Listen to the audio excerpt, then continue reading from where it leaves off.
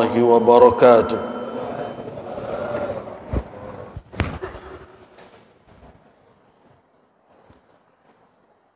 الحمد لله الذي استدار الأيام بقدرته وهو على كل شيء قدير. أشهد أن لا إله إلا الله وأشهد أن محمد رسول الله. اللهم صل وسلم على عبدك الذي أرسلته رحمة للعالمين. إنه سيدنا وشفيعنا. اللهم صل وسلم عليه وعلى آله وأزواجه وأصحابه والتابعين وتابع التابعين ومن تبعهم بإحسان إلى يوم الدين. أما بعد، عباد الله، أوصيكم ونفسي بتقوى الله وأحثكم جميعا بالتقوى. فاتقوا الله أيها الناس واستجيبوا لنداء الرحمن في قوله: يا أيها الذين آمنوا اتقوا الله حق تقاته ولا تموتن إلا وأنتم مسلمون. وتزودوا أيها الناس بالتقوى في هذه الحياة الدنيا استعدادا واستقبالا للآخرة، كما نادانا سبحانه في قوله: وتزودوا فإن خير الزاد التقوى واتقون يا أولي الألباب. فاتقوا الله كما قال الرسول صلى الله عليه وسلم لأحد من أصحابه: اتق الله حيثما كنت وأتبع السيئة الحسنة تمحها وخالق الناس بخلق حسن. فاتقوا الله لعلكم ترحمون. عباد الله، قال الله تبارك وتعالى في كتابه الكريم: يثبت الله الذين آمنوا بالقول الثابت في الحياة الدنيا وفي الآخرة ويضل الله الظالمين ويفعل الله ما يشاء. صدق الله العظيم. عباد الله، جماعة جمعة رحمكم الله. Ketika kita mendengarkan seseorang berpulang ke rahmatullah atau datang ketentuan ajalnya, diwafatkan oleh Allah Subhanahu wa ta'ala, ada di antara kita yang mengatakan semoga husnul khatimah. Dari sisi ucapan sebenarnya itu tidak tepat, karena yang akan didoakan husnul khatimah itu bukan orang yang telah meninggal, tapi orang yang masih hidup. Tetapi sekarang yang menjadi guru kan WA group dan media sosial. Tapi dari sisi bahwa ada keinginan kita agar saudara kita dan termasuk diri kita hendaknya mengakhiri kehidupan ini ketika ajal tiba, Allah Subhanahu wa ta'ala memberikan taufik kepada kita bahwa kita hidup di dalam kehidupan, berada di dalam ketaatan dan menutup akhir hayat kita dengan ta'ah. Iya, husnul khatimah adalah dambaan setiap insan mukmin. Tapi bagaimana untuk mencapainya? Dan seperti apa alamatnya? Kalau orang yang telah meninggal, selesailah sudah. Kita hanya berhusnuzan. Orang itu telah menutup hidupnya dengan ta'at, dan itulah husnul khatimah. Tetapi sebagai doa, itu tidak pada maqamnya, tidak pada tempatnya lagi. Karena itu tidak ada petunjuk di dalam syariat kita mengatakan kepada orang yang telah meninggal, kepada kerabatnya, semoga husnul khatimah. Jamaah Jumu'ah rahimakumullah, dalam khutbah ini saya tidak ingin membahas tentang ucapan itu, tetapi saya ingin menyampaikan salah satu alamat yang dikatakan oleh ulama sebagai tanda bahwa orang itu husnul khatimah adalah akhir kalamnya adalah kalimat tauhid, la ilaha illallah.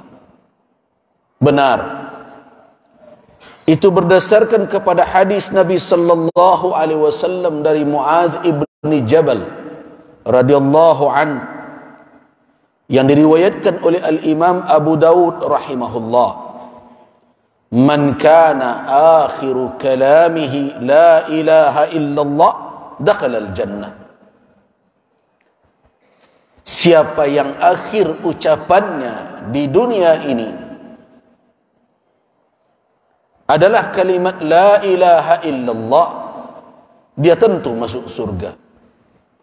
Berdasarkan dalil itulah para ulama membangun kesimpulan bahwa alamat husnul khatimah adalah tanda, atau di antara tandanya adalah orang menutup hidupnya di saat dia sakaratul maut dengan kalimat tauhid. Nah, wahai kaum muslimin, ada orang mengatakan, semudah itukah masuk surga hanya dengan kalimat itu? Iya, modalnya. Tetapi ketahuilah, untuk bisa teguh lidah mengucapkan yang demikian, untuk bisa terhindar dari kesyirikan dan kesangsian akan ketauhidan di akhir hayat, ternyata tidak bisa dihadirkan begitu saja. Di dalam ayat yang saya bacakan di awal khutbah tadi, dalam surat Ibrahim ayat 27, Allah katakan, yuthabbitullah alladhina amanu bil qawli thabit. Allah subhanahu wa ta'ala meneguhkan orang-orang yang beriman dengan perkataan yang teguh.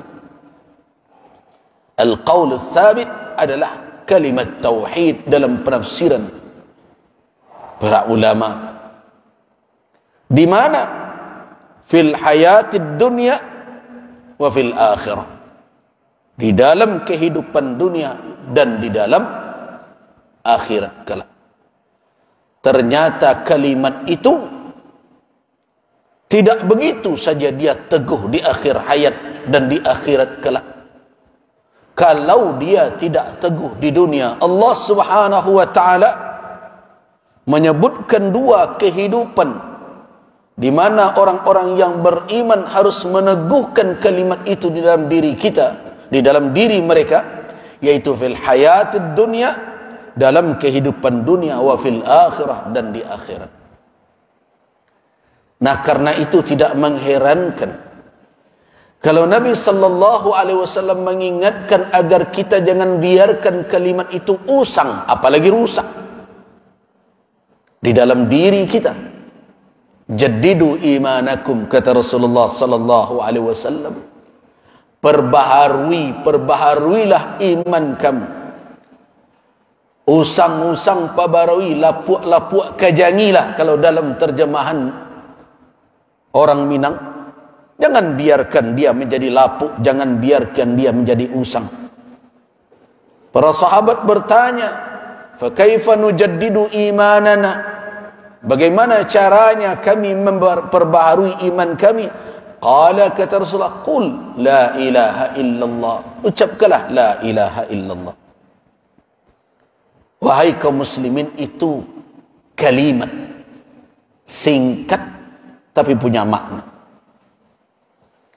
Nah, hari ini kalimat tauhid itu yang terus terancam,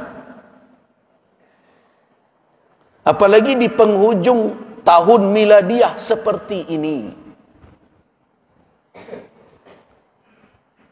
Begitu sederhana saja orang mengatakan bahawa menjadi bahagian toleransi dalam kehidupan bernegara untuk mengucapkan suatu kalimat yang makna dan kandungannya bertentangan dengan kalimat la ilaha illallah itu.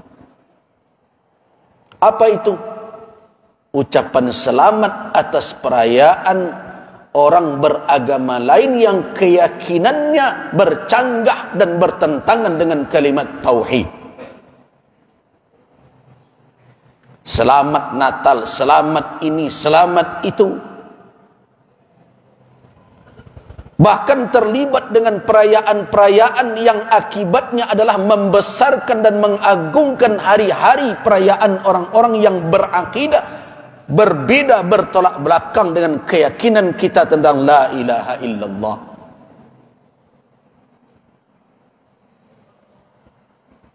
Ada pula yang mengatakan di hadapan pemimpin bangsa, tidak ada masalah kalau kita niatkan kelahiran Isa bin Maryam sebagai Rasul.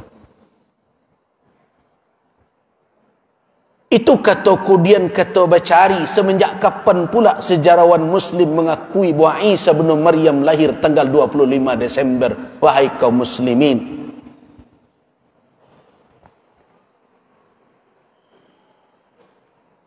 dan tidak sedikit orang yang membenarkan bahawa mengucapkan itu perkara kalimat, perkara sederhana, itu masalah muamalat. Kemudian didatangkan pula ayat surat Mumtahanah, la yanhaakumullah, Allah tidak melarang kamu untuk berbuat baik kepada orang yang tidak lam yuqatilukum, dan tidak memerangi kamu dalam agama. Itu muamalat, kalimat saja. Kenapa terlalu sempit? Ini pemikiran tidak moderat. Nah, karena itu sekarang berlomba-lomba orang memoderatkan cara beragama umat Islam dengan cara katanya moderasi beragama. Baik kaum muslimin, jamaah Jumat rahimakumullah, saya ingin mengutip suatu peristiwa yang mungkin sudah bapak-bapak dengarkan juga, setidaknya untuk menyegarkan kembali di dalam fikiran kita semua. Ada kisah yang diriwayatkan oleh Al-Imam Al-Bukhari di dalam kitab sahih beliau dari Al-Musayyab Ibni Hazm. Al-Musayyab Ibni Hazm adalah ayah dari Al-Imam Sa'id Ibn Al-Musayyab, yang merupakan guru dari Imam Malik dan juga Al-Imam Asy-Syafi'i rahimahullah, juga banyak meriwayatkan dari beliau. Nah, wahai kaum muslimin, apa kata Al-Musayyab Ibn Hazm? Al-Musayyab Ibn Hazm, lamma hadarat Abu Talib al-wafa, ketika Abu Talib dihadiri oleh kematiannya, artinya dalam kondisi sakarat, sakaratul maut, Rasulullah sallallahu alaihi wasallam mengunjungi beliau, paman yang selama ini telah mati-matian membela dakwah Nabi, melindungi beliau dari berbagai macam tindakan zalim dari kaum kafir Quraisy. Ketika Nabi masuk, di samping Abu Talib ada dua orang tokoh musyrik, yaitu Abu Jahal dan Abdullah bin Abi Umayyah. Kemudian Rasul kita berkata, "I'am, wahai paman, qul la ilaha illallah, katakanlah la ilaha illallah, wa hajju laka biha indallah, aku akan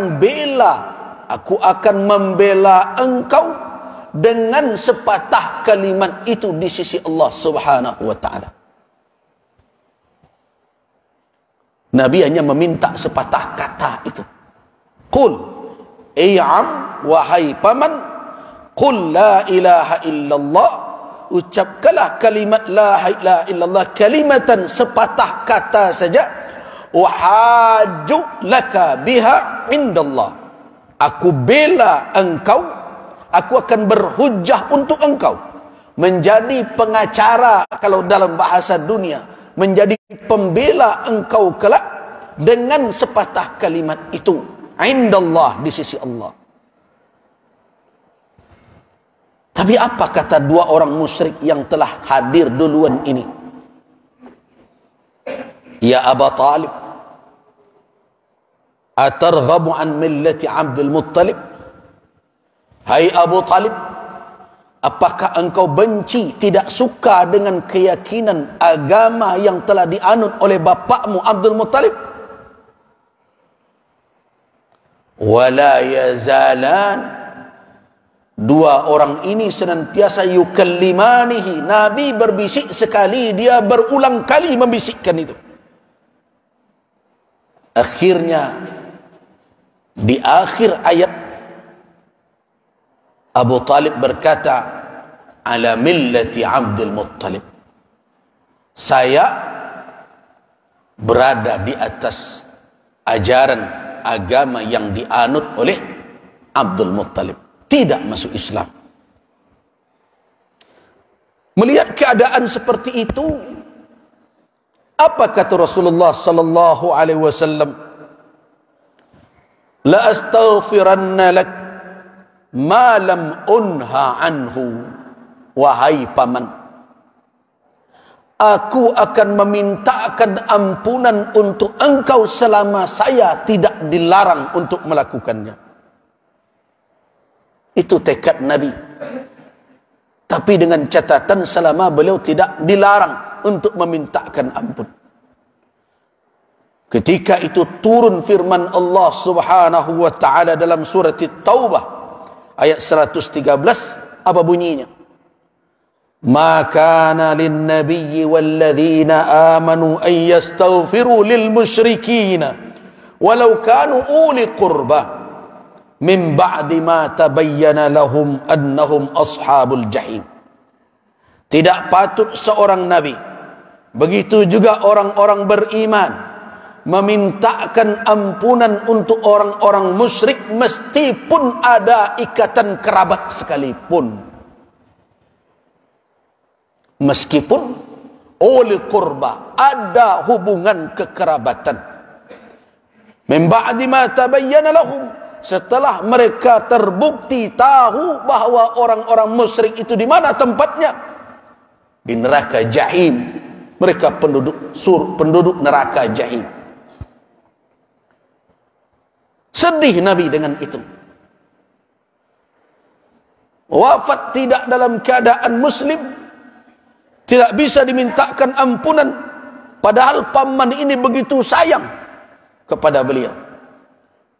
Kesedihan Nabi akhirnya mengundang lagi penyebab turunnya ayat yang kedua dalam surat Al-Qasas ayat 56. Innaka la tahdi man ahbabta walakinallaha yahdi man yasha wa huwa a'lamu bil muhtadin. Sesungguhnya engkau Muhammad tidak bisa memberikan hidayah kepada orang yang engkau cintai. Hanya Allah lah yang bisa memberikan hidayah kepada siapa yang dikehendakinya, dan dialah yang lebih tahu tentang siapa yang mendapat hidayah dan petunjuk. Wahai kaum muslimin, peristiwa yang seperti itu hanya perkara kalimat.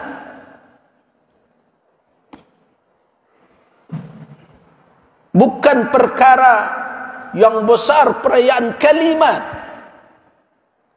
Sedangkan kalimat yang diucapkan oleh umat itu, yang mengatakan Tuhan punya anak, jangan dipandang enteng. Jangan dipandang enteng. Nah sekarang kita ucapkan selamat. Selamat atas apa? Perayaan mereka. Perayaan mereka itu atas keyakinan bahwa lahir seorang putra, anak dari Tuhan. Apakah sesederhana itu kalimat itu? Tidak. Perhatikan surat Maryam ayat 98 sampai ayat 88 sampai ayat 90. Wa qalu ittakhadha ar-rahmanu walada laqad ji'tum syai'an idda takadu as-samawati yanfatirna minhu wa tanshaqqul ardu wa takhirrul jibalu hadda. Jadi mengatakan Tuhan punya anak itu menurut Al-Quranul Karim, mereka mengatakan Allah Ar-Rahman memiliki putra, memiliki anak. Sesungguhnya kamu yang mengatakan yang demikian telah mendatangkan kemungkaran yang sangat besar. Hampir saja langit pecah, bumi terbelah, gunung-gunung hancur luluh karena perkataan yang demikian. Nah, terus datang seorang muslim mengatakan selamat hari Natal. Wahai kaum muslimin, di mana kalimat la ilaha illallah yang kita ucapkan? Nah, kalau ingin kalimat itu menemani kita di dalam kita sakratul maut, teguhkan di dalam kehidupan ini. Jangan biarkan dia goyah. Dan perlu kita ingatkan kepada penguasa, pejabat, siapapun di negeri ini yang tiap sebentar bicara toleransi.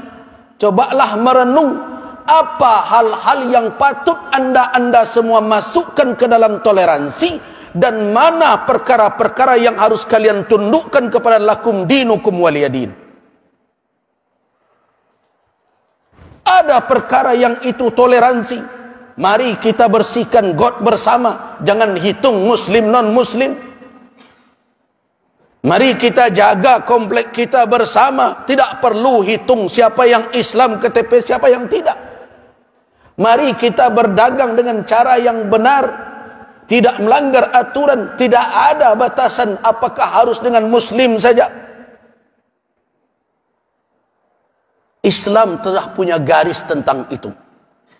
Kalau memang negara ini negara yang berketuhanan dan berkewajiban untuk menjaga agama yang telah diakui sebagai agama di negeri ini, jangan paksa kaum muslimin. Baik dengan kekuatan maupun dengan sistem.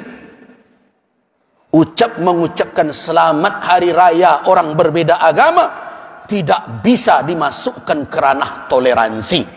Itu berada di dalam ranah lakum dinukum waliyadin. Fa'tabiru ya ulil albab la'allakum turhamun. Barakallahu wa lakum fil Qur'anil Karim wa nafa'ni wa iyyakum ma fihi minal ayati dzikril hakim. Aqulu qawli hadza wa astaghfirullaha li wa lakum wa astaghfiru rabbakum.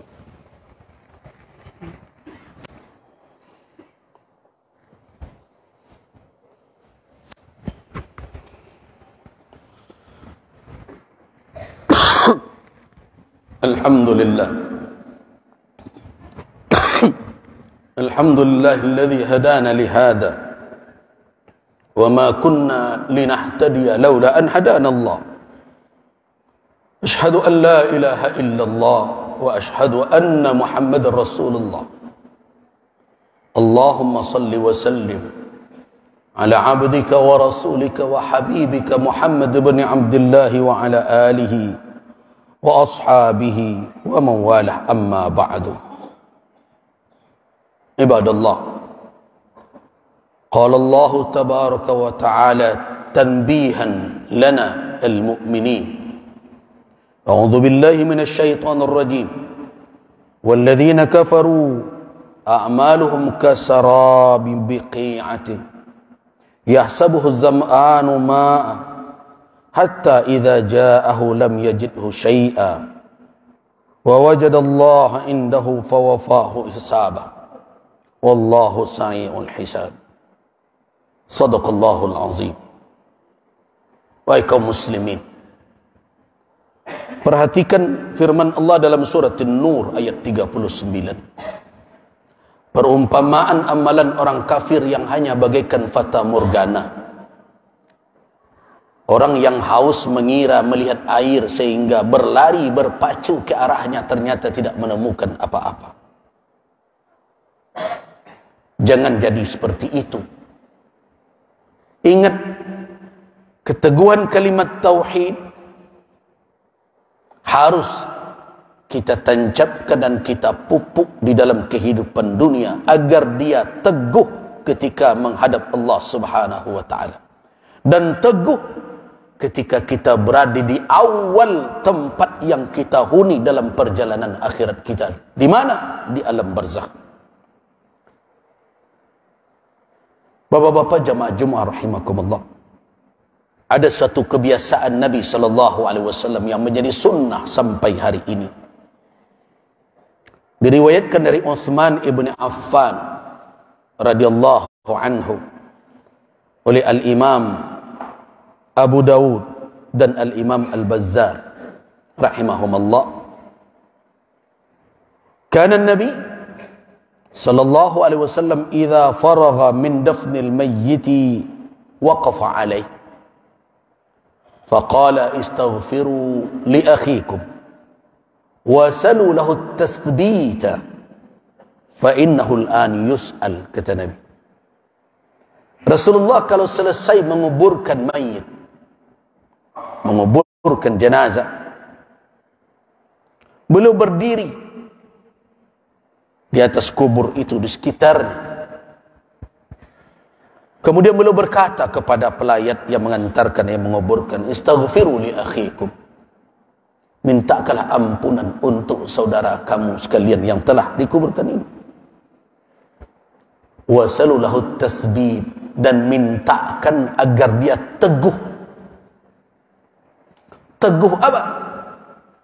Menjawab pertanyaan. Fa innahu al-an yus'al, sesungguhnya dia sekarang akan ditanya. Nah, modal utama untuk menjawab pertanyaan malaikat di awal tempat yang kita huni dalam proses perjalanan akhirat, yaitu di alam kubur atau alam barzakh, adalah kalimat syahadat, yang intinya kalimat tauhid.